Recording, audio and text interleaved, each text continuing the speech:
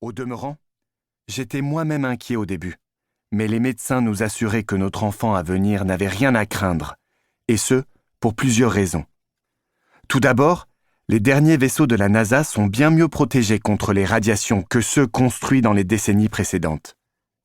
Ensuite, notre fille a été conçue plusieurs mois après la bataille de Cérès. Tout comme le reste de l'équipage, Emma et moi avons été placés en confinement après notre retour sur Terre, et nous avons reçu des traitements pour renforcer notre densité osseuse et désintoxiquer nos organismes des éventuels effets des radiations.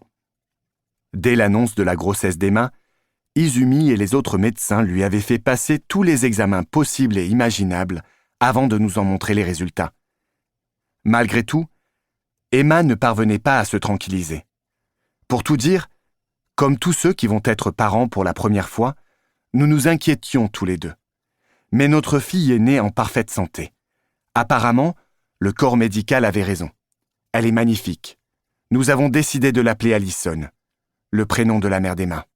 « Bienvenue en ce monde, Ali », murmura Emma. Un cri retentit dans la nuit. L'écoute bébé qui transmet le son dans notre chambre fait pratiquement vibrer la table de chevet d'Emma sur laquelle il est posé. Emma roule sur le côté pour examiner l'image bleutée. Ali est allongé sur le dos au milieu de son berceau, soigneusement emmailloté. Bouche ouverte, visage grimaçant, elle hurle sans faiblir. Je suis stupéfait de constater à quel point un être aussi minuscule peut produire un bruit aussi puissant. « Je m'en occupe », marmonnai-je, en me redressant pour m'asseoir au bord du lit. « Non, » dit Emma, en me saisissant le bras. « Demain tu retournes travailler. » « C'est vrai, mais j'y vais quand même. » Je dépose un baiser sur son front et remonte la couette jusqu'à son menton. Elle a besoin de se reposer. Le dernier mois a été épuisant pour nous deux, mais c'est elle qui en a supporté la plus grosse part. À mon tour de prendre la relève. D'un pas lourd, je trottine jusqu'à la chambre et prends Ali dans son petit lit. Je la berce contre moi en faisant les 100 pas. Emma est plus douée que moi dans cet exercice. Elle psalmodie d'une voix douce et sait exactement ce qu'il faut dire. Avec moi, le résultat est plus proche de l'élocution d'une marionnette qui s'efforcerait de calmer un nourrisson en lui disant « Ce n'est rien, tout va bien ». Je ne me risque surtout pas à tenter une chansonnette. Oscar apparaît sur le seuil. « Je peux faire quelque chose, monsieur ?» L'éventail des compétences d'Oscar est certes large, mais calmer les nouveau-nés n'est pas du nombre. Je dis ça sans porter de jugement de valeur. Je ne suis moi-même pas très doué. Non merci, je vais me débrouiller. Assis dans le rocking chair, je me balance en silence, sous le regard innocent des grands yeux bleus d'Ali, où brille peut-être, me semble-t-il, une pointe de curiosité. Je pose un index au creux de sa petite paume et j'attends.